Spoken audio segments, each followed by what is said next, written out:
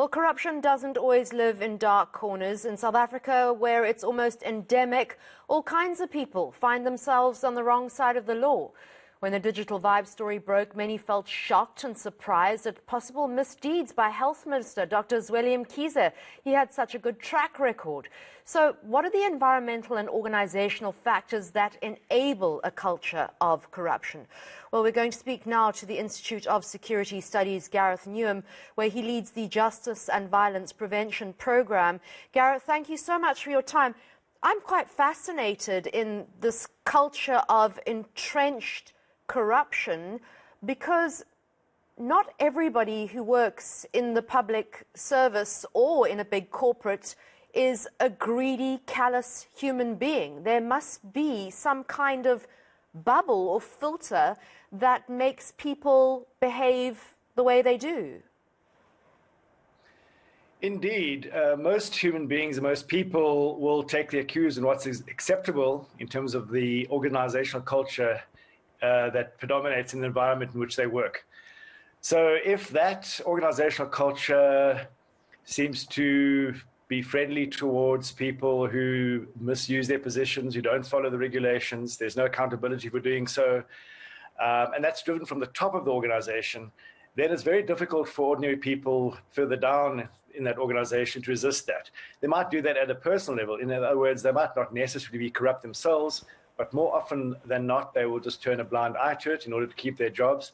And in exceptional circumstances, people with very strong ethical codes, personal ethical codes, might stand up to it. And that's where we have people who are whistleblowers who try and stop corruption.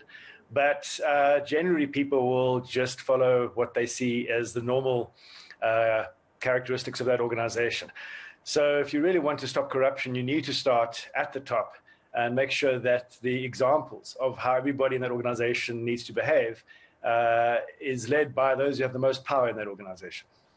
How much of corruption is pure and callous greed, such as we see in the Digital Vibes matter, and how much of it is a misunderstanding of administrative and legislative procurement structures, for instance?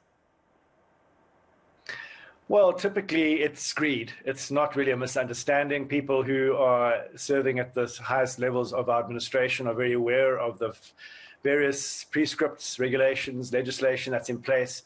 And all you have to do is follow those processes, which are well established. And as we see from the Digital Vibe scandal, the top officials have allegedly went out of their way to circumvent these processes in such a way that they could irregularly and lawfully award a tender to a preferred supplier, Digital Vibes, so that kickbacks could be received. So it's very rare that it's a simple case of, I don't understand what's going on here. Although that's often what officials will say. They'll often try, and certainly the politicians will try and blame officials below them, saying they were badly advised. Top officials might say the same thing. But ultimately, the root cause of corruption is greed. These are not poor people. These are highly paid people in government who get big salaries and perks, but they want to use their positions to further enrich themselves at the cost of the general public. So it is greed at the root of most corruption. Gareth, in terms of the Public Finance Management Act and other procurement irregularities, are there enough frameworks in place from a legislative point of view? Are they tight enough, or are people just finding ways of changing the architecture, if you like, as we saw in state capture, to sort of, jump through, find little loopholes? I think essentially the regulatory framework is sufficient. I think there could be improvements in terms of transparency. In other words, making sure that we know exactly who is bidding for certain tenders, and those that win, it is very easy to identify who wins, what their scores were, and who are the beneficiaries in terms of those companies, the individuals that are linked to those companies. So that must be made much more transparent and can be done so. However, in most cases, I think the problem is not that there's not a regulatory framework in place. The problem is that when people fail to adhere to the regulatory framework or misuse their positions, they don't get held accountable. So in a vast majority of cases where people are actually disciplined for financial irregularities within the public administration sector. There was a report a couple of years ago that showed that about 80% or more still keep their jobs despite being found guilty. In other words, they're given written warnings and much lesser sanctions. And I think that's the big problem, is that when people are caught, they're very rarely held accountable, which then encourages many more people to take a chance. We saw recently that hundreds of thousands of public servants were applying for grants that they're not entitled to.